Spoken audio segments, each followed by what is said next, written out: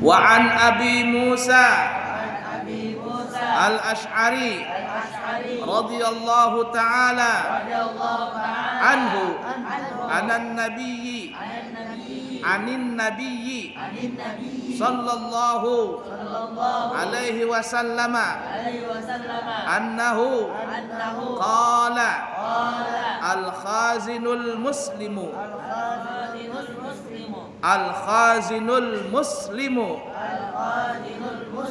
al-aminu alladhi yunaffidu ma umira bihi fayu'tihi kamilan muwaffaran tayyibatan bihi nafsuhu fayadfa'uhu ilal ladhi umira lahu bihi ahadul mutasaddiqaini muttafaqun alaih. Dari Abu Musa Al-Asy'ari radhiyallahu ta'ala anhu, semoga Allah meridainya, dari Nabi Muhammad sallallahu alaihi wasallam bahwasanya beliau bersabda, perhatikan ini ya, seseorang muslim yang menjadi penyimpan, apa bahasanya, bendahara. Nah, siapa jadi bendahara ini? Yang dapat dipercaya, di mana ia melaksanakan apa yang diperintahkan dan memberikan apa yang harus diberikannya dengan sempurna dan senang hati, serta ia memberikannya kepada siapa yang diperintahkannya, maka ia termasuk salah seorang yang bersedekah. Nah, ini pelajaran bagi orang yang kena tugas, mendapatkan tugas. Jadi kalau ada seorang bendahara apa saja? Bendahara masjid, bendahara langgar, bendahara yayasan, bendahara pesantren, bendahara majelis taklim, bendahara RT, bendahara macam-macam aja, partai. Bendahara ini mengikuti apa ya? Duit, memegang uang. Uang ini bahantu.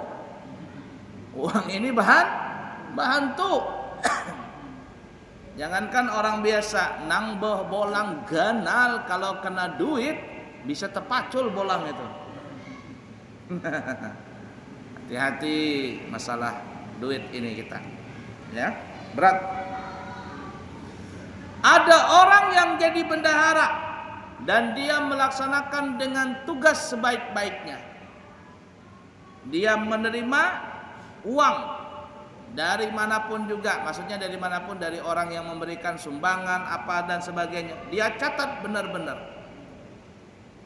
Bukan hanya dia menerima, memegang duit tadi, tetapi ketika dia menyalurkannya juga perintah dari atasan, ya, memberikan ini kepada yang benar sesuai dengan apa yang diperintahkan.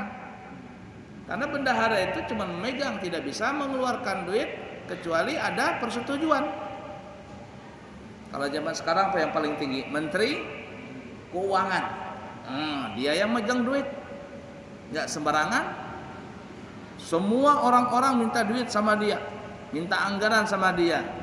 Kalau Menteri Keuangan, wah ini berbahaya, ini berpotensi bisa korupsi. Ini anggarannya kayaknya dibesar-besarin ini, dibengkak-bengkakin ini. Dia nggak mau mengeluarkan sembarangan. Intinya, siapa yang jadi bendahara jujur, siapa yang jadi bendahara amanah. Apa kata Nabi? Maka ia termasuk orang yang bersedekah. Walaupun sebenarnya duitnya itu bukan duitnya dia kan nyimpan duit orang juga. Tapi yang bahayanya bendahara ini ada juga yang nakal, ada. Makanya bendahara itu sebaiknya bendahara itu ada dua. Ada bendahara satu, ada bendahara dua. Dimanapun tuh, ya, dari yang kecil sampai yang besar ada bendahara satu, ada bendahara dua. Keluar masuk duit itu harus tanda tangan berdua. Makanya kalau di bank tuh, di bank itu kalau ada duit masuk atas nama yayasan atau nama apa begitu, itu harus tanda tangan berdua. Tanda tangan menarik, nggak boleh tanda tangan satu, berdua. Mana KTP-nya yang asli, orangnya mana datang, tanda tangan berdua. Itu diajarkan sebelum pemerintah kita, sebelum bank, sebelum siapapun juga mengajarkan demikian. Nabi kita sudah mewanti-wanti itu. Karena masalah duit ini bahaya. Abuya ini di pesantren itu berapa kali ganti bendahara. Kenapa? Bendaharanya nakal. Bendaharanya nakal. Duitnya ada tapi kan dicatat, dimasukkannya di kantong. Nggak sekali dua kali itu. Memalsukan tanda tangan ada juga. Tanda tangan Abuya dipalsukannya. Sariknya Abuya. Untung duitnya kada hilang. Dipalsukannya tanda tangan itu. Tiba-tiba masuk duit, ditelepon sama orang kanil, pian dapat ini sumbangan. Loh, siapa yang memasukkannya nih? Tanda tangan pian, ini palsu nih tanda tangan. Setempelnya bujur, diambilnya, tanda tangannya aspal, asli tapi palsu. Bentuknya kayak tanda tangan kami, tapi ini bukan tanda tangan kami, bukan tulisan kami. Untung duitnya kada hilang. Bayangkan itu, Abuya pecat sekalian orangnya. Di pesantren itu banyak yang mucil-mucil, dipecatin semuanya, pecat. Duit ini bahan bantu. Di Balikpapan tuh berapa banyak itu masjid-masjid jadi bendahara, duitnya hilang. Bukan hilang, dipakai. Ada yang puluhan juta, ratusan juta. Itu. Makanya harus ada bendahara satu, bendahara dua. Ketika masukkan ke bank, ketika menarik uang, mana bendahara satu, bendahara dua, tanda tangan. Atau ketua sama bendahara, atau siapa, pokoknya dua orang. Kenapa? Bantu, duit ini bantu. Di Balikpapan itu ada orang memakai duit masjid sampai 500 juta. Untuk apa? Untuk kampanye. Duit masjid dipakainya untuk kampanye. Kong kali kong antara ketua dengan bendahara. Pokoknya nggak karuan. Dosa jauh-jauh lah di pesantren kita aja di Amburawang tuh. Berapa banyak Abuya sudah berhentikan. Ada bendahara tuh. Suruh bendahara ATM semuanya Abuya suruh pegang. Tiba-tiba Abuya ini pintar juga. Ada SMS banking, masuk duit SMS banking, keluar duit 600.000, 1 juta. Abuya telepon, ini duit apa ini? Ulun meinjam lurai. Kalau meinjam itu bepadah dulu, hanyar mengambil. Ini kalau mengambil hanya bepadah itu maling ngarannya. Mengambil dulu hanyar bepadah maling ngarannya. 2 hari 3 hari hanya bepadah maling ngarannya. Ampihi. Abuya ampihi.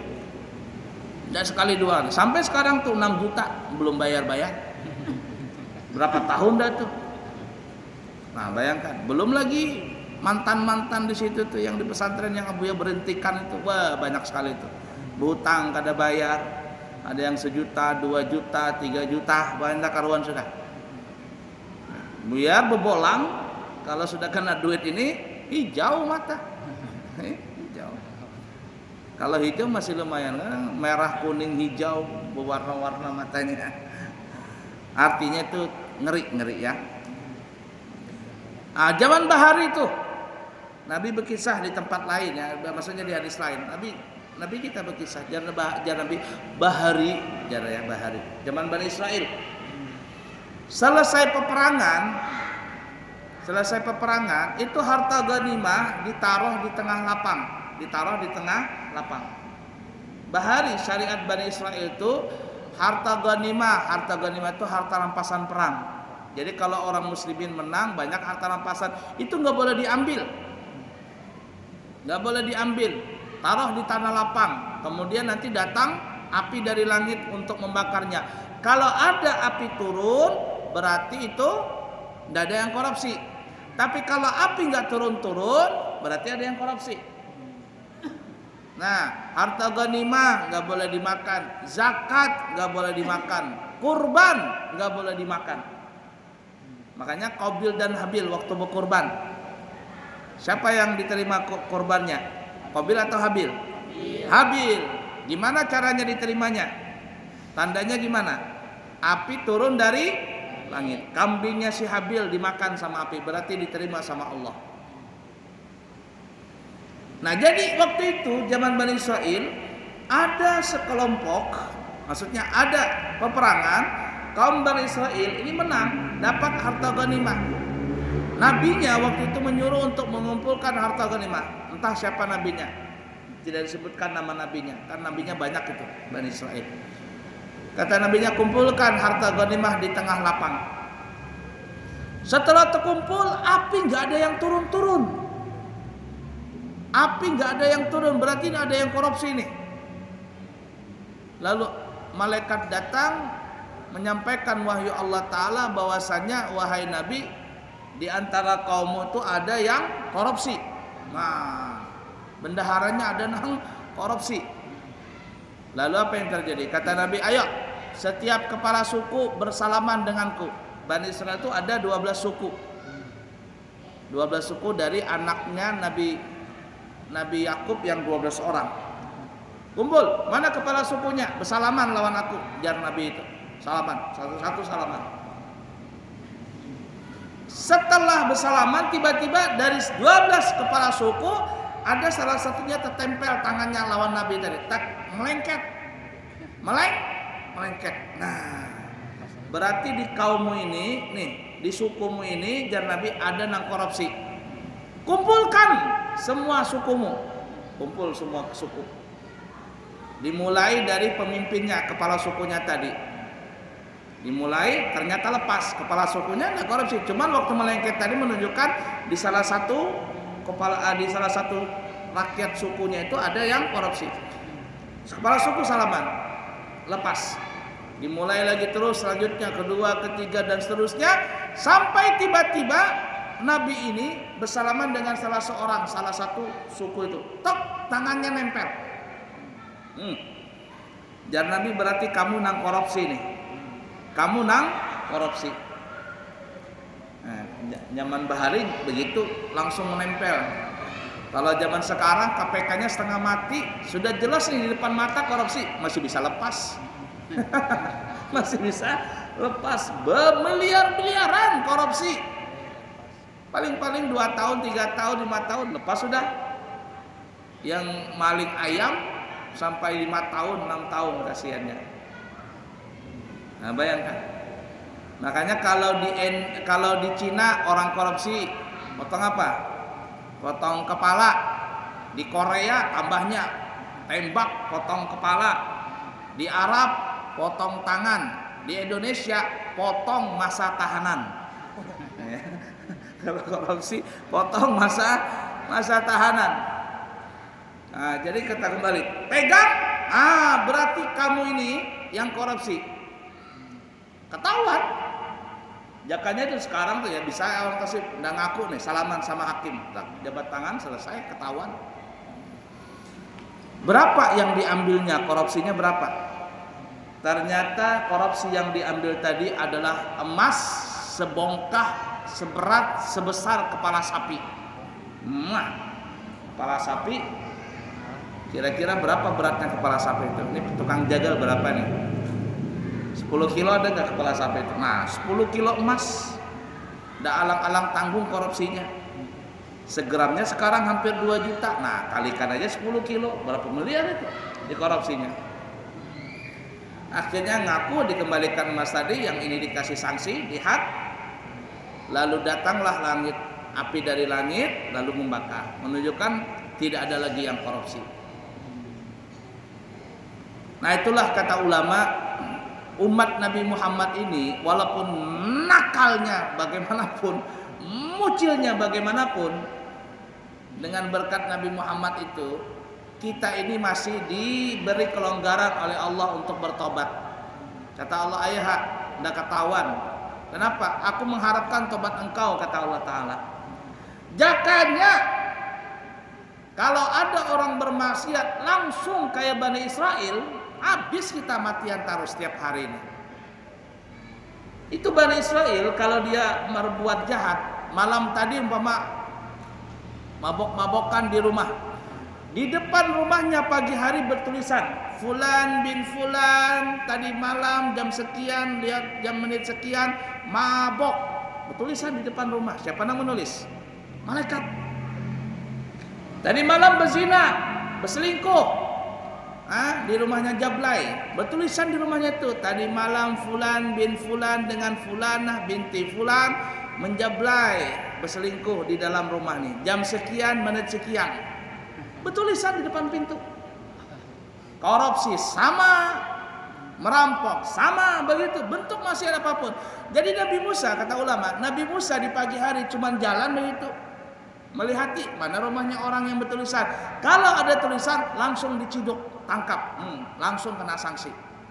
Entah dirajam, entah dipotong, macam-macam sanksinya. Nah itu. Kalau seandainya tuh syariat Nabi Musa diberikan kepada Nabi Muhammad ini, habis kita setiap hari ada yang mati. Kena pancung. Kenapa? Korupsi. La ilaha illallah Muhammad Rasulullah sallallahu alaihi wasallam. Ayo cukup dulu ya. Insyaallah kita sambung lagi di bab berikutnya. Di pesantren sekarang, maksudnya hari Jumat tanggal berapa? 19 ya?